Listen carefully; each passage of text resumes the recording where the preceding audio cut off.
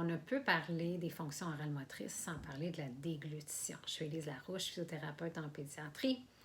Oui, alors on élabore souvent moins sur la déglutition, pourtant elle est aussi importante que les trois autres. Entre autres, pour la production des consonnes. On se souvient, la succion s'occupait des voyelles.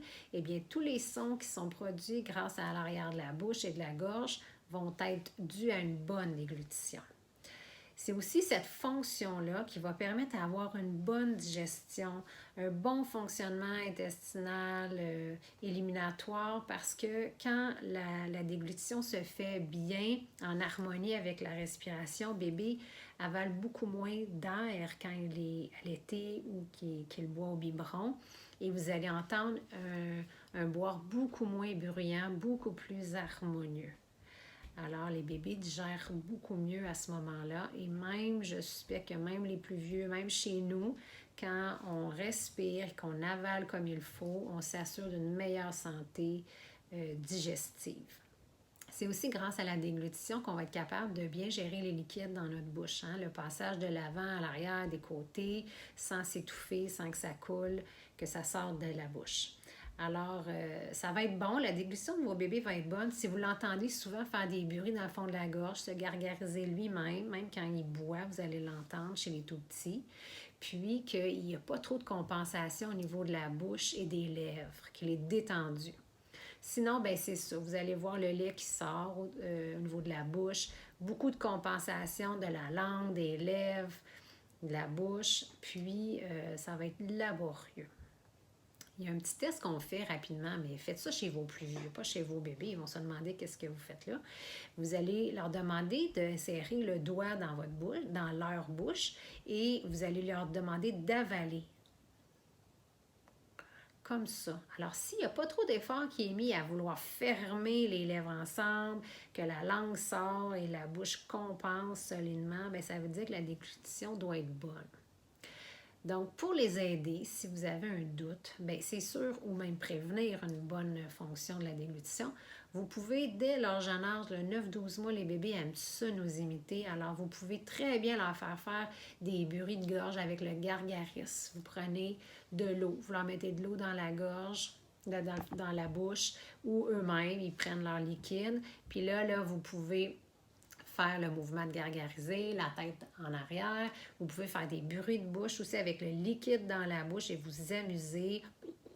Comme ça, bébé, il va vous imiter puis il va apprendre à bien gérer les liquides dans sa bouche. Sinon, si vous avez un doute qu'il y a une immaturité dans cette fonction-là, bien, n'hésitez pas à consulter un professionnel qui va aussi évaluer les autres fonctions parce que, par exemple, on pourrait avoir une déglutition immature parce que la succion aussi l'est. Donc, des fois, ça fait du bien de se faire dire si tout est beau ou si on a un petit travail de maturité à faire pour la bouche de vos enfants. Donc, en résumé, j'ai le goût de vous dire, c'est pas banal la maturation de la bouche et du visage. Oui, pour l'esthétique, mais aussi pour la maturation des nerfs crâniens qui s'occupent des fonctions orales. Puis aussi sur l'élaboration de la posture, de la communication et aussi, tenez-vous bien, de l'estime de soi et de la pensée. Car, n'oubliez pas, le cerveau s'est développé grâce au mouvement du corps, mais aussi de la bouche, et il a pu ainsi poursuivre son neurodéveloppement. Mais ce qui est merveilleux, c'est qu'on n'a pas besoin d'être parfait. Vous le savez, vous et moi, on a des petits défis, nous autres aussi, puis on n'est pas plus malheureux pour autant. Alors ça, j'ai compris ça grâce aux formations pendant plusieurs années chez Enfants Mode d'emploi, qu'on s'occupe de l'affectif. Et j'ai compris que quand on limite le stress dans le développement, dans l'éducation de nos enfants, le système nerveux continue de maturer au niveau des synapses, des circuits, des molécules, tout ça, c'est neurologique. Il y a vraiment, en l'absence de stress, une maturation qui se poursuit. Alors, on a toutes les chances de notre côté et on a des bonnes nouvelles sur ça, que même si on n'est pas parfait quand on est petit, on peut continuer à poursuivre notre maturation et avoir de beaux résultats. Puis pensez juste aux gens qui sont dans l'anxiété, dans la peur, dans la grosse immaturité. Ça paraît sur leur visage, ils ont des expressions figées. Au niveau du parler aussi, on peut avoir des impressions d'être paralysé parfois, et comme le bégaiement ou d'autres choses comme ça. Alors, on limite le stress et on met toutes les chances de notre côté. Alors, j'ai goût de vous dire, amusez-vous. Ayez du plaisir avec vos enfants, puis allez-y dans vos forces. Si vous êtes bon à chanter, à faire des blagues, des grimaces, bien, allez-y de façon naturelle. Votre enfant, il a juste envie il a de ça, lui, de vous voir naturel, d'avoir du plaisir, puis il va à son tour vouloir vous imiter, avoir beaucoup de plaisir là-dedans, puis vous allez vous retrouver tout le monde encore bien plus dans le bien-être.